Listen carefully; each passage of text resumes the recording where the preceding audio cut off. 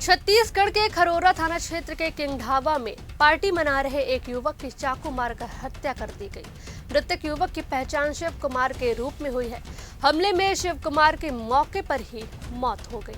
बताया जा रहा है कि शिव कुमार समेत 11 युवक ढाबे में पार्टी करने पहुंचे थे। मृतक समेत सभी युवक सिलतरा स्थित आबकारी वेयर हाउस में काम करते थे और सभी कोदवात सासा पलारी क्षेत्र के निवासी बताए जा रहे हैं। दरअसल घटना के वक्त शिव कुमार और उसके 2 अन्य साथी ढाबे के बाहर बैठकर शराब पी रहे थे। इसी दौरान बाइक पर सवार 3 अज्ञात युवक वहां पहुंचे। उन्होंने पहले बलौदा बाजार जाने का रास्ता पूछा। इसके बाद अचानक बाइक सवार युवक ने शिव कुमार का मोबाइल लूटने की कोशिश की।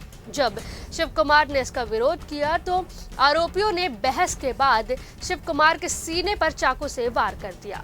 चाकू लगते ही शिव कुमार जमीन पर गिर पड़ा और कुछ ही देर में उसकी मौके पर ही मौत हो गई। वारदात को अंजाम देने के बाद तीनों आरोपी मौके से फरार हो गए।